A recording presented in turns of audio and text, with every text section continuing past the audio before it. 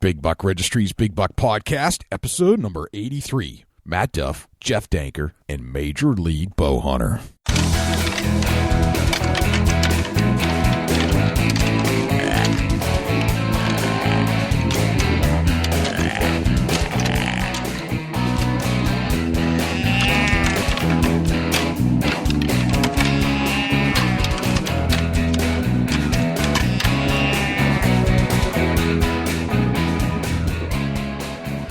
Big Buck Registry is a virtual museum of hunting stories. We preserve a piece of Americana by interviewing and recording hunters about their hunts and experiences from across the country. And who knows, maybe we'll learn a thing or two along the way that'll help us take our hunt to the next level. Hi, this is Dennis Fink from Ozonics, one of the partners. You're listening to my favorite hunting podcast on iTunes, the Big Buck Registry's Big Buck Podcast. Hi, I'm Greg Ritz with Huntmasters. You're listening to one of my favorite podcasts on iTunes, the Big Buck Registry, Big Buck Podcast. Hey, folks, this is Dean Vanier with Northwoods Common Sense, and you're listening to my favorite and most informative hunting podcast show on the internet, Big Buck Registry's Big Buck Podcast. Welcome to another episode of the Big Buck Registry's Big Buck Podcast. I've kicked Dusty to the curb, and we've replaced Dusty with the most fabulous co-host you could ever imagine, Allison Roberts-Onan. What's up, Big Buck Registry podcast listeners? No, I'm just kidding. Dusty's right here, too. Yeah. What? Oh, I mean, seriously? We're not the same show without the big dog, man. We got to have you around. Seriously, do you think that Jay would actually kick me out? Come on now. Now, it's funny, but we were talking about trading, we were talking about fantasy football and fantasy stuff, and we were thinking about trading Dusty. He was thinking about trading me to another podcast unit. Oh, man. I was like, well, maybe we could get 4 or 5 future trade picks, or just, I don't know, not sure. But he didn't think that was very funny. 4 or 5. I'm thinking that you're going to need 20 or 30 to replace me. All right. What a day. A first-round draft pick, perhaps? Yeah, maybe. Yeah, I guess that might work. I don't know. You might want to take 2 first-round draft picks. I don't know. Okay. Yeah. I mean, it's kind of like, fantasy football, fantasy baseball, whatever. Fantasy podcasting. Fantasy podcast hosts. Yeah, I like that. We're sitting here at the 2015 Archery Trade Association show in Indianapolis, Indiana. What a great show. Awesome show. Yep. Allison, you just got into town. Yes, this morning. We whisked you away. Yeah. I got whisked away. It was so much fun. No, it's pretty cool. We was able to be walking through the show, and we ran into Allison, and we had special guests that were waiting on us. It was quite the experience, really. Yep. We're speaking with Major League Bowhunter today. Yeah, Matt Duff and Jeff Danker. And we're going to talk some real serious techniques and issues that an archery hunter ran into. Yeah. This come from the pro level that, talking about the target being an issue. Kind of like, almost like the philosophy of hunting. Yeah. The theory behind the hunt. Mm-hmm. Not just the how-to, but that there's a feeling, a theory. There's an emotional side of things. There's which can lead to a physical situation if you're not confident, if you're not prepared, or if you'll start doing things that you don't realize you're doing, and you have to figure out what went wrong and why you're continually missing the target. Mm-hmm. And he had to actually go through that. Matt did, just to figure out target panic. And it was a major mental issue. It was a major overcoming that he found what he was doing wrong, and he fixed the problem. It took time. It took a lot of preparation as far as the archery shooting and getting his back to his form, lower the poundage of his bow, just to get that form back to the point where he wasn't actually getting panicked anymore. Indoor shooting has caused me to have target panic at times, and I'll just keep practicing and, end up working through that but yeah, at different times that will set in. So, and that's something that Matt Duff experienced. So it's a real thing. To hear a professional say that they have been through that is very encouraging. He's like us. Yeah, he's just like us. We all go through the same things. Yep. And that's another important message that, yes, these guys are making a living doing this. Mm-hmm. They're on TV, but they have the same problems we do. Right. It's the job, just like any other job. But they're hunters just like we are. And they're hunters, and mistakes happen, and failures, and you got to work through it, just like you do in life. So, I think we should get him on right now. Yeah, absolutely. Let's get him on. Well, Matt, thanks for joining us, man. Yeah, I'm glad y'all invited me up, man. Yeah. My pleasure. We've been trying to get you for a while. I know. Well, I can be tough guy to get hold of. I can be difficult to get hold of during the fall, especially. I mean, don't feel bad because my mother and father both, give me a hard time about it too. We just need a text every now and then. Let us know where you are. And when we get on the road trying to get footage for the show, it just. We may be in Kansas and plan on being there for 7 days, and that may last 2 days. Gotcha. And the weather's not right, and we turn and go somewhere else. But, so the phone, and I use the excuse I'm always out in the boondocks, so the phone doesn't work well either. That's part of my excuse. Right. It works, right? Yeah. Oh, yeah. Yeah. Gotcha. So how did Major League Bowhunter get started in the first place? Well, originally after baseball, I'd gotten hooked up with, some of the ball playing buddies and gotten involved as one of the original owners of Buck Commander. Chipper and I had been friends for a long time and been helping each other guide hunts down in Texas. So that's kind of how I got to know Chipper. Really wasn't through baseball. Gotcha. It was actually... Which we would assume was through baseball. Right. It was actually one of his former teammates that had come through Memphis when I was in AAA with the Cardinals, and he had grown up down there in DeLand, Florida with Chipper, but he also played in the big leagues with the Marlins and the Braves. Anyway, he comes in and he's telling me about Chipper, and they were big buddies. He was a big hunter, and I was already a fan of him anyway. Yeah. He got drafted right as I was kind of high school senior, and he was the kind of the All-American #1 pick, with the Braves, and so I'd followed his career.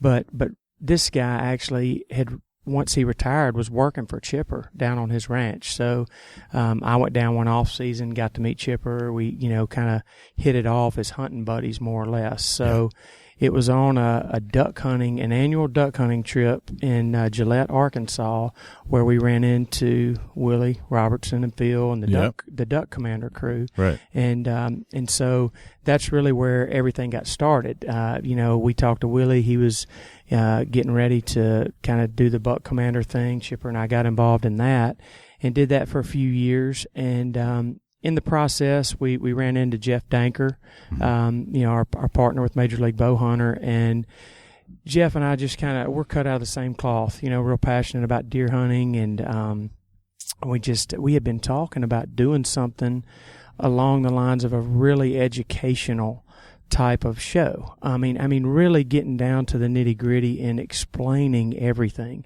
not just assuming people know what it means to hunt the wind, or what a set or hang a stand, that kind of stuff. And we kicked it around for a couple of years, and then finally, just things were right. The direction Buck Commander was going and where my life was, I was on the verge of getting married and doing the NRA show as well. And we finally said, let's do it. Let's do Major League Bowhunter. Cool. And so we started that. We're in our fifth. We're just wrapping up our 5th season of filming now. Gotcha. So Major League Bowhunter is you, Chipper and Jeff Danker. Mm-hmm. Gotcha. So we're based our office and headquarters studio, post-production and all that is in Chandler, Oklahoma. And, I still live in Mississippi. Chipper's down in Texas now full-time on his ranch. And, we're all over the country getting footage, hunting. We've got a lot of leases and friends and family, really, that we've networked over the years where we hunt. Yeah. And really, our show is, and our life, too, is more about just going and putting something on the ground with a bow and arrow. It's kind of a all-year thing. And, I get more enjoyment out of the strategic part, or, hey, I may put a food plot in here or there, and it's the 365 days a year thing. And when we go somewhere to hunt, we're not going somewhere and being, guided or put on a deer. There are places that we have a lot of time and money invested in. A lot of blood, sweat, and tears into that. Right. Yeah, so, and it doesn't always, work out, killing stuff. And I think that's one of the big differences that we're not afraid to show, an episode where, for me, the last couple of years has been a struggle. And, right. But that's the reality of bow hunting. Yeah, and that's the truth. Mm-hmm. That's what right. We don't sugarcoat it. I mean, we Right. show it, and believe me, there, especially after last year, I went through target panic for the first time and didn't really understand what that word really was. I mean, I had heard the term. What is that? Let's talk about that. I had heard the more. term before, Yeah. and to me, I just assumed it was, you just kind of literally panicked right before the shot, like in a nervous type way, or you just sort of wigged out or freaked out. But really, it's not that at all. It's just, and my wife, who's a professional pistol shooter, says, a lot of the world champion shooters have gone through it, and it's really more of a mental thing where your eyes are fixed on the target and where you want that pin to be. And your muscles and your brain never get that pin over the sight picture. So you truly never get the pin where you want that arrow to go. And if your bow is dialed in and the arrow is going to go where that pin is, you're looking at the vitals on that deer, but you never actually get that pin over that heart or the lungs. Right. Okay. And looking back at it, I mean, I can think of several deer in the last 10 years that I've shot low on. And that's what I was doing. I mean, your eyes want to see where you're shooting. And so I learned a valuable lesson last year. And I kind of went backwards. I went to a lesser pound pull bow just to make my form better, and kind of had to, take a step back as far as just shooting. I'd never had that problem before. So how'd you diagnose it? Did you go back to old footage and say, I know I was on it? And after really being honest with myself about some of the encounters I had, and looking back, I could see that, and we actually did have some second angle footage seeing my arm drop a little bit. One of the things people in general do is they shoot and then they want to peek. Even if you're shooting a rifle or whatever it is, you want to pull the trigger instead of really following through. You want to peek and see where the arrow's going, or where if you hit it, right. Something you're shooting with a gun. And so that's part of the problem. But just looking back on it and thinking in my head and truly being settled on that spot, I look back and I go, I never really got that pin. I was close, and right at the last minute, I think, you think you're going to get the pin where it needs to be, but you pull the trigger and you shoot low. And Gotcha. And that's really what target panic is. And it's so funny after word kind of got out, because I had opportunities at 4 of the biggest deer I have ever had opportunities at, and in years past, I mean, I'm killing some deer that are really good, respectable deer I'm putting on the wall, but these, those true once-in-a-lifetime type deer, which has something to do with the target panic, in my opinion. I mean, it's an emotion that you're going through at that moment of truth, and there is a difference for me in that 150 that's, or let's say it's a 140-inch deer that's a old 7-year-old that I know needs to go, and he's a trophy, good enough size rack that I'm going to put on the wall. There's a different emotion in that deer, for me anyway, in that 185, because I've never gotten that deer. Right. And it's kind of the thing every hunter chases, is that one deer that kind of defines your career, whether you're in this industry or not, just personally. Absolutely. Everybody's got a buddy that's, boy, he killed that 175 or that biggest deer in your area. And for me as a hunter, I've never broken the 168 is the biggest deer I've ever killed as far as gross score with a bow. And, Jeff, my partner, I mean, he's got several deer over 170, 2 over 200, and that's that true kind of magazine buck, and right. every hunter dreams of that. And I had those opportunities last year and shot low, and word got out, and somebody that I looked up to and still do, Michael Whitetail, obviously, who's paved the way for a lot of these TV shows, came up to me last year at SHOT Show and said, I've been to it, I've been there, and man, that was big when he told me that. And he, a part of it was the TV show, the pressure of getting footage. You're out there on the road so much. When you finally put the cameraman and the encounter and everything together, and now you've got to pull that trigger, there's a lot riding on that trigger. And I think that has a little bit to do with it. So it plays into your emotions a little more than if I'm sitting in the stand by myself. How do you go about curing that? What do you do with the pressure of having a cameraman?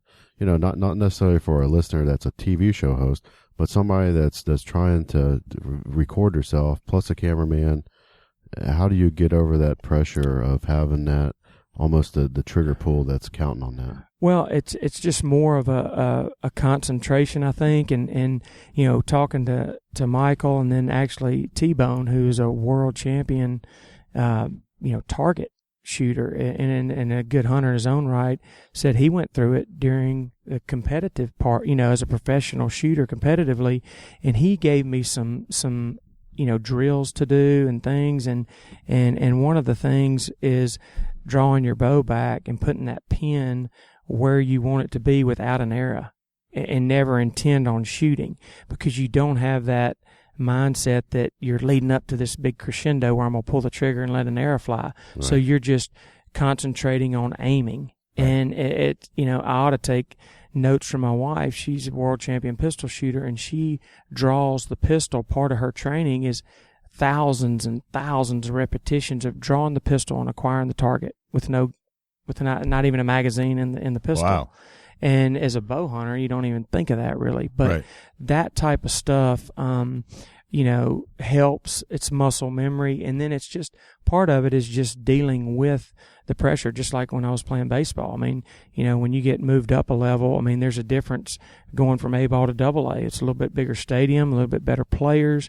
There's a different emotion in dealing with that transition. And then especially getting called up. I got called up from double A and never had played in AAA level, so I went from AA to the big leagues, so I went from 4,000 people a night to 35,000, and the mental aspect of that, it affects your body, it affects your physical traits, and everybody can relate to that in some form. Absolutely. Mental's big. It will turn into a physical if you whether don't you're standing in front of somebody giving a presentation or a speech, and you don't, you feel awkward, your body, or you're, a golfer, and you can sit there on the practice range and hit ball after ball straight, and then you get on the tee box and somebody pulls up behind you, the next group waiting, and you've drilled them down the fairway for 17 holes, and on the 18th you dribble one off to the ladies' tee box. Just takes it's somebody because looking your at brain, It's your brain. And that's what you really have to overcome, and just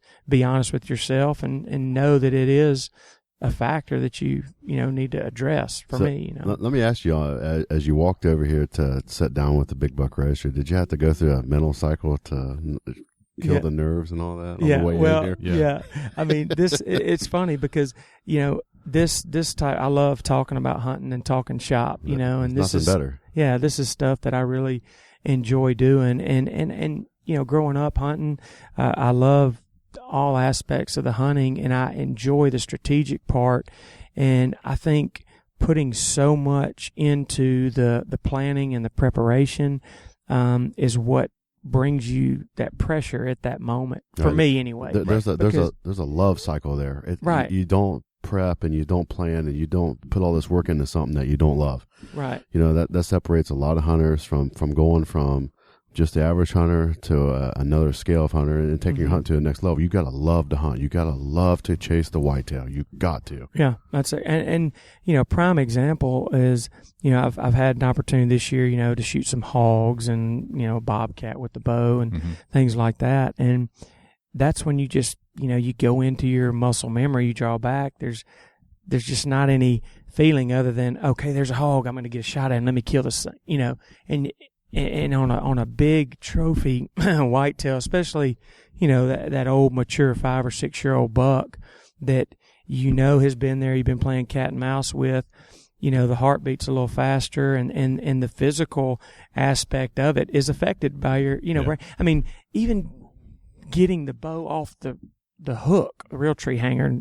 shameless plug, getting the cam off the hook when there's a huge buck, the buck of a lifetime walking in. It's a whole different It's almost like it's stuck to the hook. Where, when you're getting ready, you can take it off 1,000 times, no problem. But when that buck's coming in, it's like you can't, get to anything. Yeah. And that's part of what's so cool about hunting is where else can you get that emotion from? What else makes you feel that way? And then when you do have that success, you just can't pay for that feeling. Right. You can't find it anywhere else. If I could figure out how to go to my backyard and get that adrenaline rush of a 160 plus inch deer, I'm going to go with 160. That's a great number. Yeah. It's going to make the old pumper pump in your chest. You got a 160 class buck coming in. If I could figure out how to make that happen in the backyard for everybody, you'd be a very wealthy man. Not only that, but we'd all be great hunters. Yeah, that's true. That's true. Going back to like the miss, when you realized you were missing a lot, being in sports, I'm sure your buddies rib you a little bit. Oh yeah, you fought it too. You fought the guts out of it. I'm sure. Yeah. There's no question. And we all give each other a hard time, and it's kind of the sports mentality is, you better check your ego at the door. And I know that Jeff and Chipper, both kind of pulling for me with that, especially on a couple of these big deer, because we're all individually out there doing our thing, and because we all have a passion for it, but we're also trying to bring a product to the viewer that they can enjoy, and putting some big deer on the ground is part of that. And but what I've learned in this and found in this with the way our show is whether or not we hit the deer perfect and we're out there 3 or 4 days and everything falls into place, or we struggle and the deer was there and now all of a sudden we don't see him anymore, we never get a shot at him. There's a story in that a bow hunter can learn from. Why is that deer not in that same shelter belt or that scope of timber that he's been in for the last 3 weeks until you go in to hunt him? Right. Did you scare him off? Did you do something that plays a role in everything, right. too? So by looking at everything and all the details, by me, whether I have an encounter or don't have an encounter, I'm going to be after a specific deer. I mean, that's kind of my MO. I like to chase deer that mean really something to me, whether it's on my own property or it's a specific deer I let go the year before that I let grow and he's put on 20 inches.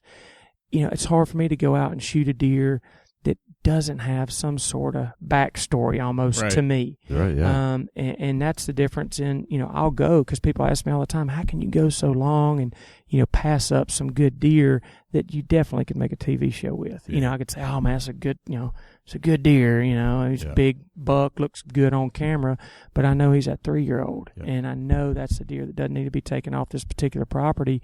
I just don't compromise with that. And going into the season, me and my field producer, Big George, is with me, knows that I'm not going to just shoot a deer to get out of there or try to get back some money, recoup some money for being in Kansas for 18 days. And, hey, we shot a buck. It's not really the one we're after, but he'll do. Right. I just won't do that. Yeah. And so it makes for some long seasons. Hey, that's all right, though. That's opportunity that's going to come to you. That's just me. Seems like there's a whole lot of education that you can get in a season if you pass on several deer. Absolutely. And if you just shoot the first thing that walks in front of you, it'll take you years to get what you'll get in a whole season. Right.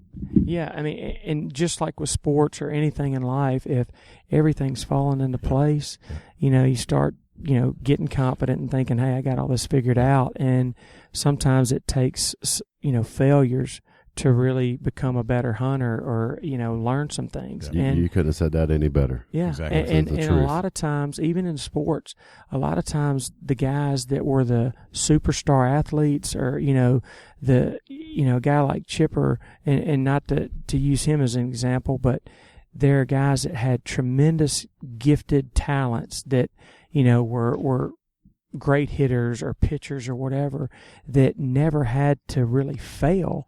Sometimes those guys can't relay how to instruct, where, some of the best instructors I had in the minor leagues and even in the big leagues were guys that you wouldn't even know their names. They didn't have illustrious careers. Now they were on the way up, but they had some failures that made them become a better coach. Oh yeah, absolutely. Because they had to go through that and figure out how to tackle it. Just like me with the target panic. Now I truly understand it and know, for me, I went from, pulling 72 pounds and, it was just like this moment of violence getting ready to happen. Now, the bow was extremely fast, screaming, and I could group pretty good at 50 yards with the target, but I wasn't comfortable doing that. I went back to pulling about 62 pounds, and now my form is way better. I can follow my arrow better.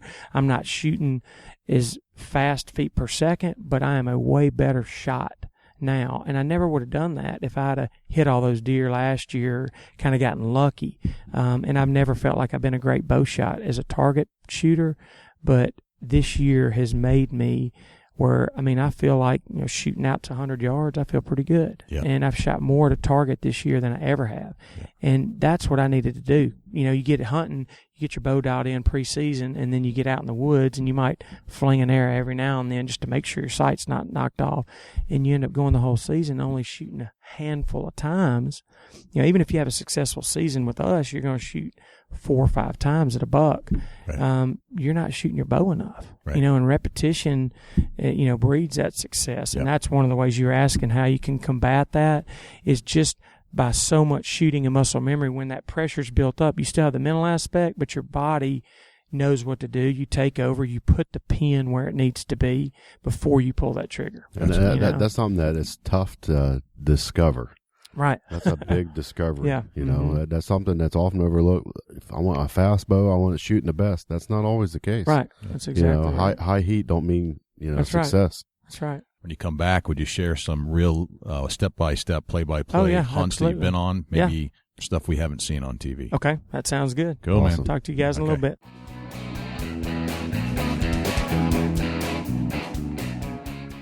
All right, just came back from the break. And Matt brought Jeff with us now, and we get to hear some Jeff's side of the story. Well, I'm a loud talker, obnoxious, but I like the deer hunt. But we were just talking about the whole target panic and the pressure of, making that shot count when you finally get it and the camera work and the strategy comes together. And, Jeff's made, some excuses for me, made me feel better about things. But like I told him last year, I said, at some point you got to look at yourself and go, I'm not getting that deer on the ground, period, whether it's the camera stuff or it's my strategy or the making the shot. And he is one of the best I've ever seen it. He gets it done, and so. Well, I think it boils down to, I watched Duff and, we were in Alberta, Canada this year, and we were getting ready, and we were, we start out like we always do, shooting 20 yards and 30, and, we always end up to about 100 yards, and Duff is just piling these arrows at 100 yards, worked on his bow, but I think it comes down to, because Duff had confidence. Duff had confidence there, and I mean, me and Duff play a lot of golf in the summer, and we all know which I usually win. Yeah. Oh yeah. If we we're about dead even. Yeah. Right. But it all comes down to confidence. It don't matter what you're doing, whatever your hobby is, whatever you love to do. If you're playing golf you can be doing everything the right way, mechanics, but if you don't have confidence, you're not going to play good. You're not going to score well. That plays a major role. It plays a major role in anything a person does. And I think it has nothing to do with anybody's ability, and especially Duff's. I mean, Duff can, unbelievable shot. But, when you get bad confidence and all of a sudden bad things happen, like I said, if you're a golfer, you would understand. I mean, if you're in the middle of a round, you can never get out of that funk of confidence. Now, you can go the next day or even later that day and maybe get your confidence back. But once you get in the middle of it, it's so hard to get it back. And I believe that is where, Duff got. Mental challenge. Yeah. It's a mental challenge. Any kind of archery hunt's a mental challenge. Right. You got to stay strong all the way through till you make that kill shot. Yeah. But, I mean, like I was telling y'all earlier, for me, I mentioned about Jeff and the amount of big deer he's killed, and I have yet to get that kind of that icebreaker booner, and I think that's played into a lot of the pressure that I've felt on these 180-inch, 190-inch deer, and Jeff's got several of those under his belt, so getting that first one, I mean, has been a challenge for me. That's okay though. That's totally fine. Yeah. It's a challenge for anybody. Everybody that listener of the show, Booner's no joke. It's a challenge for every hunter. Just because you guys are on TV doesn't mean you don't go through the same challenges everybody else does. Right. You know, that's what's real about that. I always tell everybody, I mean, a booner's no harder to kill than a 130, but he's harder to have. Right. And that's the deal is having them. And, you know, and I think I was pretty fortunate where I grew up and being able to get some really good ground, and ground not like Duff's, ground that I could see and learn, and have those big deer, and then be able to, you know, learn to be able to kill them. And I always say this, I mean, you know, I'll just be straight up. I'm not the best bow shot in the world. I'm none of that. But I try to put myself in that situation where I'm in the best situation, because it's buck fever is when you feel out of control. Right. And and I missed a booner in Iowa this year, and I got it out of control because the deer didn't do the exact thing I thought he was, and I lost control because I had limbs in the way and this and that, and then I got nervous. You know, when a big deer's coming in and he's coming where I thought he would, I got the wind, so I'm not nervous there, and everything's good. And, you know, if you track my record back to every big deer I've shot, 31 yards and in is about what you're going to get. Now, I can shoot a long ways, but that confidence of having him there with the right wind, knowing I didn't put a footprint out there, so he's coming, I have nothing to worry about. And that is, you know, it don't always happen that way, but when it does happen that way, that's where I have that confidence. And that's what it boils down to. The day I missed the booner, I knew things were bad as it was happening, and I missed him. And it was a lot me. It's a lot to play a major role. That it's almost like setting all your ducks up in a row. If everything's set up, your confidence levels through the roof. Mm-hmm. You know what's going to happen. You're confident that the wind direction's right. Your setup's right. You're not going to be seen, and the buck almost gets in the same zone that you're in. He's confident that he's coming right down that shooting lane. Mm-hmm. You're confident he's coming down that shooting lane, and it makes it happen. Right. You know, I'm fortunate enough that I've been in a situation with a very nice buck, and I made the harvest on him, and every card that I had on the table was laid in the perfect. Right. It was laid out perfect. You know, and that's great that you bring that up. Yeah. You know, when the buck comes in all jittery, all nervous, and he knows something ain't right, it puts you in the mindset that something ain't right. Well, it's a lot like Duff. You know, everybody knows he's a pitcher for St. Louis, and you know, as a pitcher, and I've heard Duff talk about this situation before.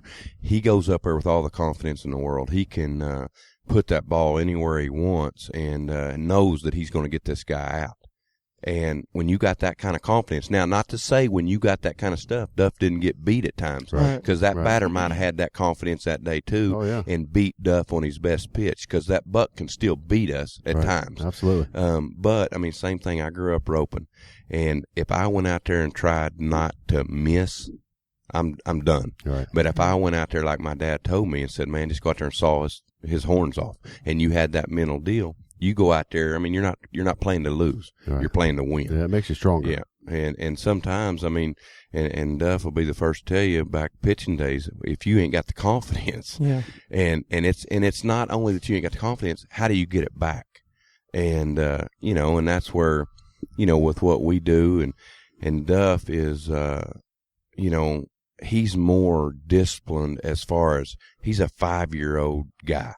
And see, I'm not. I'm a 5-year-old guy on a lot of my places and whatever, but Duff's a 5-year-old guy that's been beat through his head, and that's just where his heart is, no matter where we go. Right. I mean, if I go to Alberta for 7-8 days, well, I got a different mentality myself. But I think the reason our show is very special is because Chipper's who he is. No one's changing him. Right. Duff's who he is. No one's changing him. And I'm just as stubborn as him. Ain't no one changing him. Right. Yeah. That's what it's got to be. Though. Who's the most stubborn of the three? That would be a very tough one to call. Yeah. We're all pretty. I think in different areas we're different. Who's the best shot of the three of you? That would be a day-to-day deal. I mean, it's you know, that was a loaded question, by the way. Yeah, definitely loaded. But I mean, it really boils down to, like we were talking about earlier. You know, last year, not this past season we just went through, but I mean, when we were getting ready to go to Alberta, I mean, I was just getting set up, flinging a few arrows, and I was like, well, once I get to Alberta, I have a couple of days. Where he had been shooting, we had been doing post-production from the year before. He already had his bow dialed in. He was shooting in the summer. He had his target set up, and every afternoon, once he got home from the office, you know, he was flinging a few arrows, and he had gotten, he was shooting 65, 70 yards and had practiced and put in that time. So when we got to Alberta, he'd been practicing a lot where I hadn't. And this year, going into the season, I had shot more. We moved, my wife and I had moved locations, and having an archery guy that you trust. Jeff, grew up out there in Chandler. He's got a guy that is phenomenal, Joe Reddy out there at his bow shop. He sets all Jeff's bows up, and he feels really good. And I had not had that guy. In fact, Joe had been setting my bow up for the last couple of years, but I couldn't get out there. I needed to find a guy that I trusted and liked how he did things. And so I was able to go spend, one day I went to the archery shop about 1 o'clock and left when they closed the doors. And we, were cutting some arrows. I was getting the agenda redialed in. I cranked a bunch of poundage off. We changed my arrow cut. I had my arrows cut too short. And so I spent the whole day in the archery shop that day and really fine-tuned my setup like I never have. And it's shown. Now when I'm shooting, I get mad at 20 if I can't have all the arrows touching. Yeah. And at 30 or 40, I need to put a group in, half dollar size, I feel like. Right, and absolutely. if it's off, then I'm, know how to adjust it. Whereas before, as long as I'm kind of close, I'm good. And then I wouldn't shoot in between hunts. And that's where we all do this. We get so, going and you're getting up in the morning, you've got the camera equipment, you're hunting hunting till noon or sometimes all day. You come in, you're tired, you want to get a little bit of nap if you can, some food, and you're right back out there. Well, then now it's dark.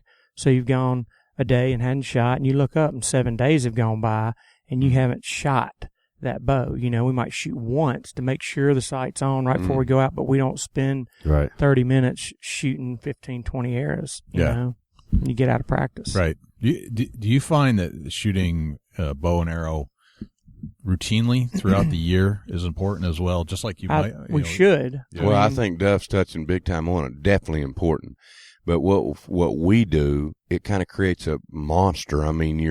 You're all excited when you leave, and you've been practicing all summer because, let's face it, anything you do, whether it's whatever, you need muscle repetition, because the last thing you need when a 180-inch deer's walking in going, that needs to happen naturally. You need to be watching his body language and see which way he's going to go, and having positive attitudes, or positive thinking.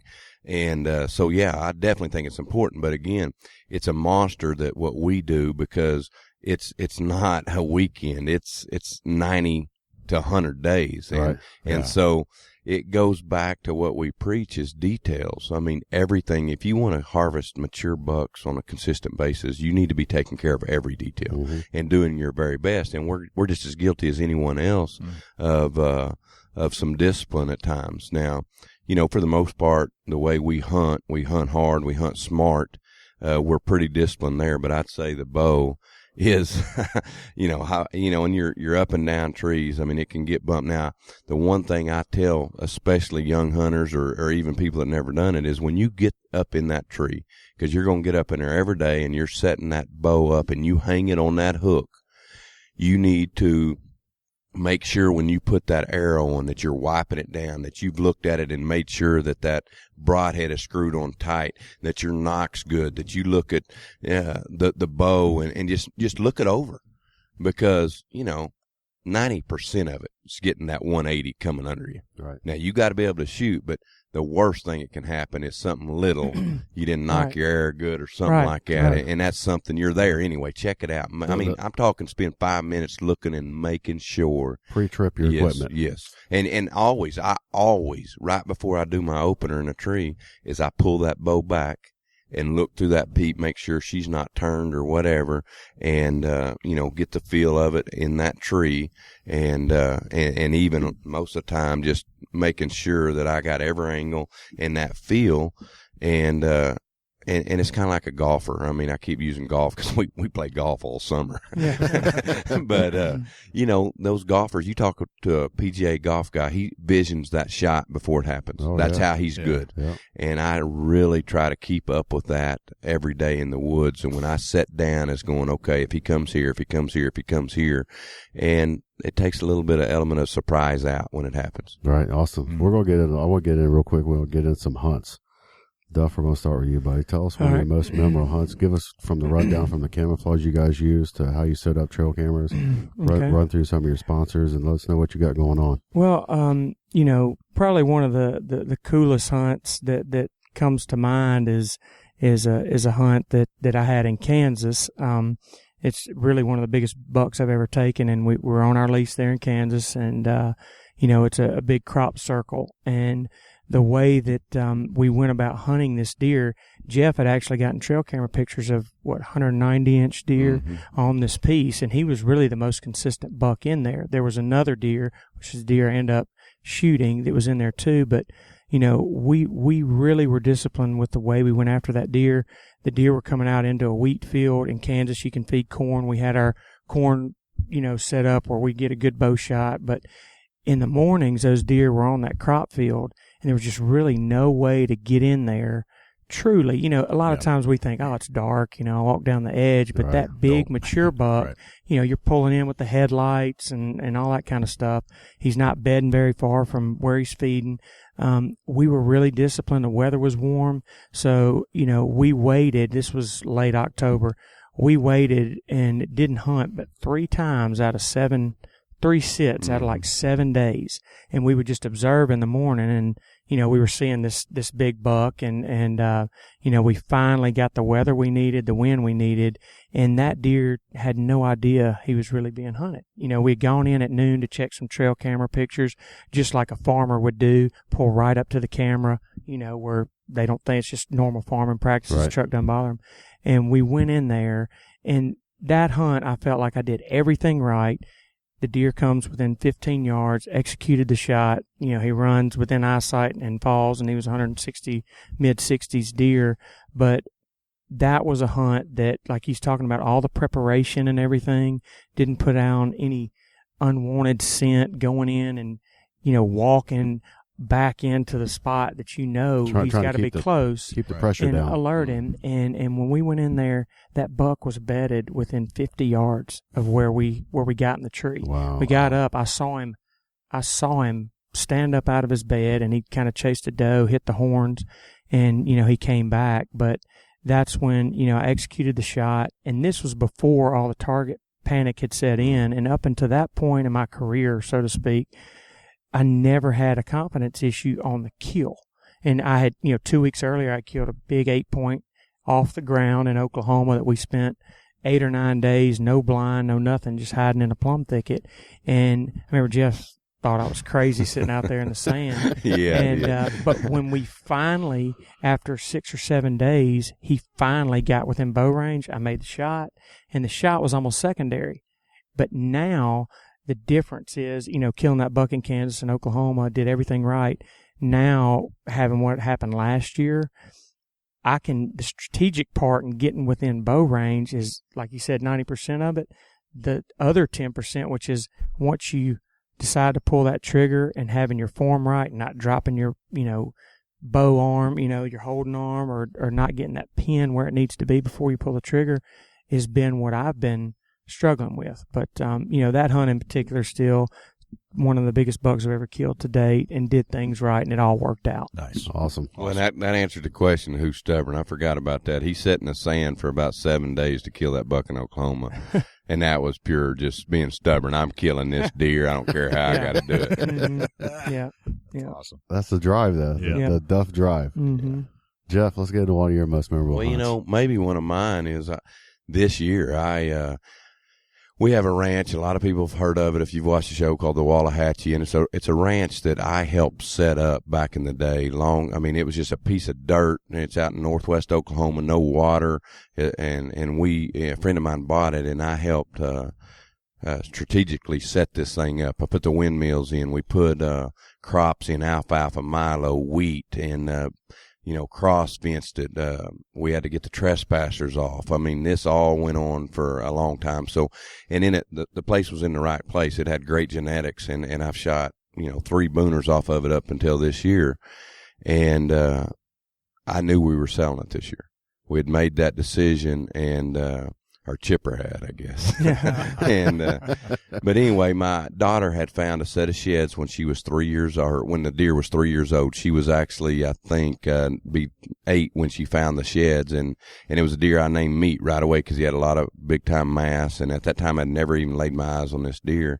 And that was her first match set she had ever found. And then the next year, I found those sheds. I found, when he was 4, I found the sheds, and he'd gotten a little bigger. And so he was 5 years old this year. And I'd seen the deer one time on the hoof, and that was when I shot Lucky. Right before I shot Lucky, I'd seen this deer. And so anyway, I set my mind on this deer, and I had pressure on me because I didn't know when the ranch was going to sell. We had two buyers looking at it, and I didn't know what my dates were going to be when they were going to tell me, get out of here. Right. And I'd been up there so many years, I wanted to leave it on a note where I could look back and go, man, that was my last hunt on that.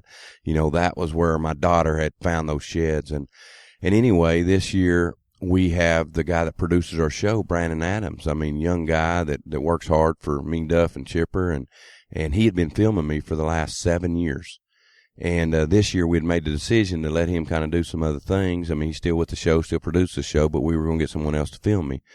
And so I went after this deer with a new cameraman, and great kid, films almost probably as good as Brandon, but at the time I didn't know that, and we weren't used to each other. And so anyway, early in the year, I had this meat deer. I'd called him in and had him coming, and he's coming, like we talked about a while ago, just right to my wheelhouse. Everything's going to be perfect. Everything's hunky-dory. And he makes him a turn. He's looking for what made that fighting sound, and he makes a turn to go in the bad place. And when he did, I looked ahead of him, and I saw that lane for him. I saw where I could kill him, no doubt. No camera, I'm killing this deer. Brandon Adams, my old cameraman there, I'm killing this deer because me and him know everything. We think alike, and I know I can pull back on the deer as long as Brandon Adams over me, and he's going to make me stop if he don't have him. But I had a new cameraman, so my mind's looking back at him. I'm wondering if he's going to get him where this deer's going because it's going to a bad place. So anyway, my fault totally. Cameraman had the deer fine, and I'm not drawed when I need to because I worried about something I shouldn't have been worried about. So long story short, the deer gets away there. And I think there was about 29 days of effort put into this, not all hunting, but finally caught up to the deer on November 13th. I'm beat down a little bit, worried, pressured up, and the deer comes out of a creek bottom and is heading right to me following the doe. They've made up their mind. You can tell when a deer makes a mind. This doe committed. had her mind made up. She's walking right by me. And anyway, a coyote comes out. Oh. Rewind an hour earlier, I could have killed this coyote with my bow, and I chose not to because I didn't want no blood on the ground right there. Right. And, boy, I was sure wishing I'd put air in that coyote. So anyway, the doe runs off, the big buck bounds off a little bit, but we're out on a crop field. And, anyway, the coyote goes on, and I see the doe commit again. They're wanting to go to this other wheat back over behind us, and, he commits. And this deer was big body. Thought I was hunting an upper 60 type deer. Deer comes in. He's 25 yards and he's facing me, and I can't do that shot. And so I'm waiting, and it's the quietest night you've ever. So all along now, I got that deal that we're all talking about. I'm not sure because I don't know which way the wind's going to pull, right. And I know that I'm running out of light, everything. So finally, this deer commits and he turns left. He goes to turn left, and when he does, immediately I draw, and he heard it. It was just so quiet. So instead of him getting turned all the way broadside, he stops quartering too hard. Gotcha. And the ranch is selling. All this is built up, and this is he ain't broadside, but right. So I just pictured that exit. I just pictured it, and I basically had to shoot him right through, just really quartering hard for that other side of the heart. And I let this deer, first of all, this deer looked mad all the time. He's mad at the world. And I shoot this deer and hit right where I want it to, and he never moves. He didn't even react. The deer went right, or the arrow went right at him, didn't react. and it was about 2 or 3 seconds before he reacted, and then he started getting wobbly and fell over. But I mean, that hunt, I had more emotion come out. It was just, sure. I was very emotional. Walked up on the deer. The deer ended up weighing 320 pounds, and he was 177 4/8. And nice. That's the last deer I'll probably, unless we buy the farm back one day, that I'll shoot on that ground that I spent so much time that Duff and I spent, and that's another thing is, Duff and I met there. Yeah. That's how me and Duff met, was because of that ranch, and not only our business, but our friendship that we have and everything we have together. I mean, it all started there in a sense, and that's really, this ranch taught me how to hunt because you had to do things right. So it's a deer I call meat. It's a deer that'll be on the show this year, and it's something that I take everything to heart, and this and going to go way down in there deep. That's awesome. Yeah. That's very cool. No better stories than one that come from your heart. Yeah. That one came from your heart. Yeah, it almost gave me cold chills. You said your daughter found the antlers and you shot the buck. Man, I can relate to that 110%. Yeah. Well, that's awesome, guys. Matt, if you could leave us with your number one hunting tip, what would you say? Number one, I mean, I wouldn't know if I would call it a tip, but I would say to enjoy the moment. And whether or not, it's taken us a long time to acquire the places we go hunt where, to kill big deer, you kind of got to be where they live. And, it's no secret in the Midwest and states like Iowa, northwestern Oklahoma, Kansas, there are more opportunities at those big world-class type deer than where I grew up. But whether or not you're hunting, your neighbor's 20 acres that he's given you permission on in Pennsylvania, where the chances of seeing a 4-year-old are slim just because of the sheer number of hunters or whatever management up there. But just enjoy being out there. And really the process. I mean, it's funny, I was with my field producer this year, and we spend so much time with those guys. They become part of us, and they know every detail about your life and your family and everything that's going on, so they experience everything with you. And it can get tough when you're with somebody, all those many days. And he made a comment, about, man, these people don't realize how much work this is, and it gets so tough. And I said, man, I know what you're saying, but I disagree with you. I mean, part of, we were running back and forth from our place in Kansas to Nebraska, literally because of the wind. The wind wouldn't be right for the stand. So we were driving 3 hours to get in the stand in the afternoon in Nebraska. And, it was burning up the highway back and forth and hanging a stand here and there. But that whole process, I enjoy just being out there, and looking back and, having the opportunity to do what we do and enjoy the outdoors, which is a recreational hobby for most people. It is our job, and we have things that we need to do for the brand and the show and all that kind of stuff. But it's real easy to make it become a job and not enjoy it. And whether or not you got the weekend to hunt, wherever you are, if you get a chance to get out there and be in the woods, especially with a bow and arrow and the challenge it presents, enjoy that whole process. And because when you do have an experience like he was just talking about, they don't just happen all the time. If they did, they wouldn't be as memorable or as important to you. Exactly. So that would be my tip as far as, we've talked about equipment and the mental aspect, but just enjoy what you're doing. And it really kind of takes, when you really do that, and I've talked about it, I've put pressure on myself, it takes a lot of that out of it and go, this is something God put here for us to enjoy and pursue. And, at the end of the day, whether we get that deer or not, it is kind of non-circumstantial. I mean, it's just because we're enjoying that whole process of being able to be in the outdoors and, pursue some game. Yeah. So awesome. You took the words right out of my mouth when they said it. I feel the same way. I mean, it's a privilege. It's about the journey. I had to learn it. I truly did. When we started in TV, the pressure started mounting, and I forgot it was a journey. I thought it was about a kill. Right. And I didn't see very many sunrises or sunsets, or definitely didn't take them to heart. Yeah. And I learned that, and I got chills on the back of my neck right now because God created all this. Right. And I see every sunrise. I see every sunset right from my heart. And I teach everybody that's right behind me filming that same thing, and I make sure they understand that this is from God, and you need to look around and see. I mean, I'm serious. I got so many chills on me right now because I can see it late October and the leaves changing in Iowa.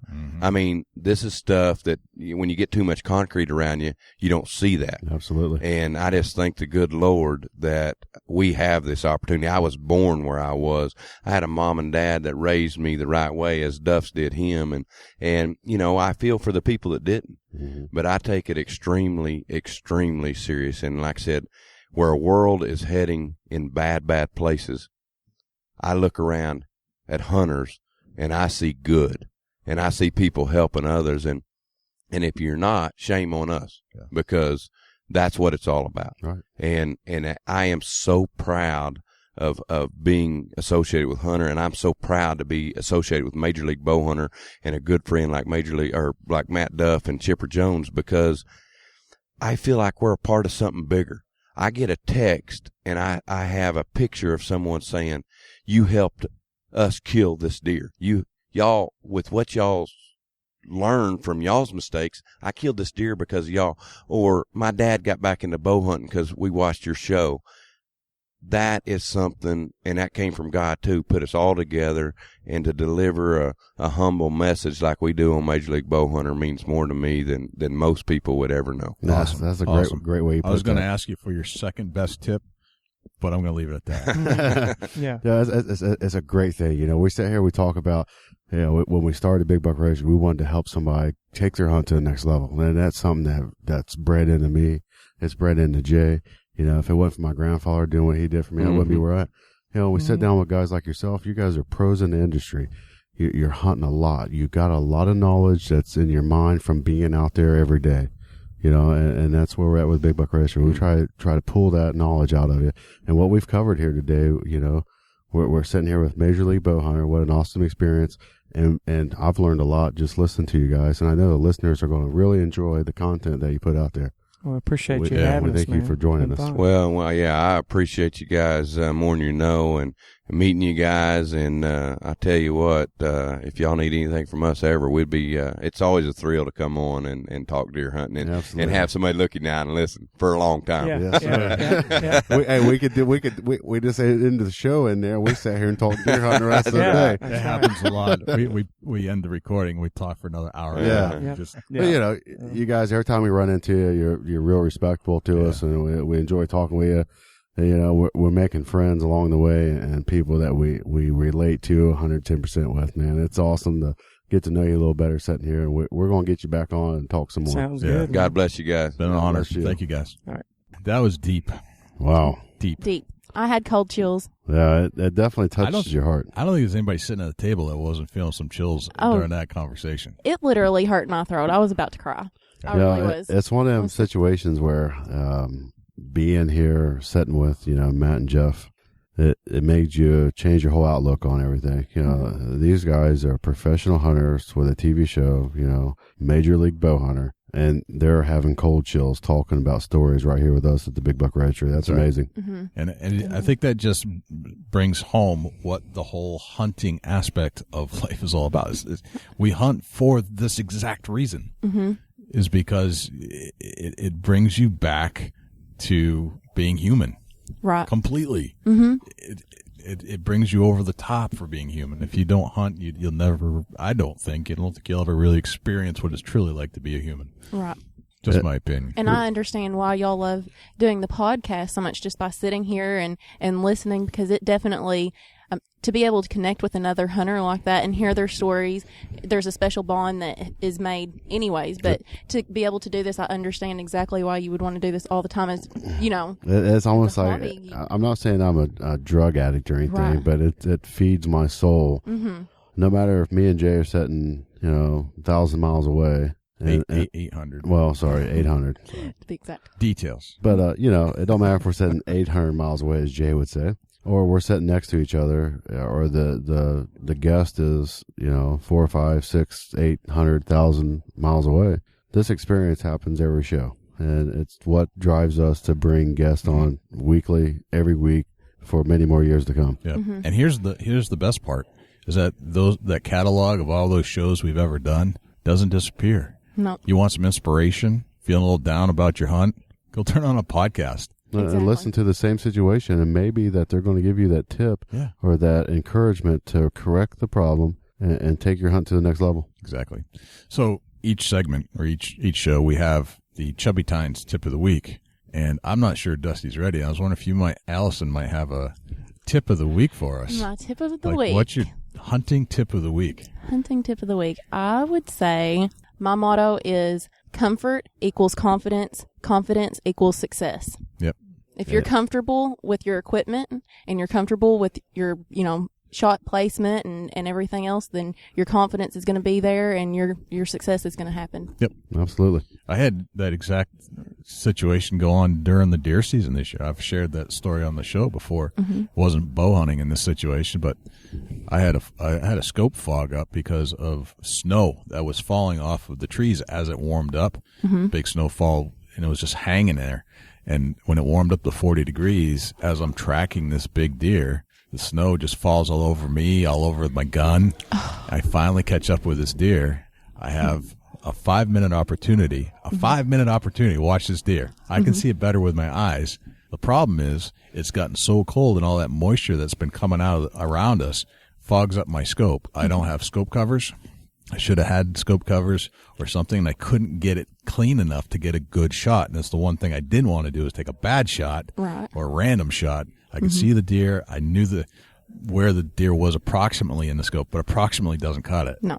So I had to wait. And when I finally got it, I had a 4-inch window to shoot through to get to the vitals at about a 75, 80-yard shot.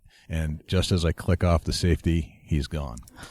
So the lesson is the little details. I will never go out in the woods without some kind of scope cover on a scope gun, or maybe change the firearm I'm carrying that day to an open sight, because that would have fixed the problem too. Good tip. Good tip. Yeah. Awesome tip. Yeah, really. Jay, how can the people reach out to you at the Big Buck Registry?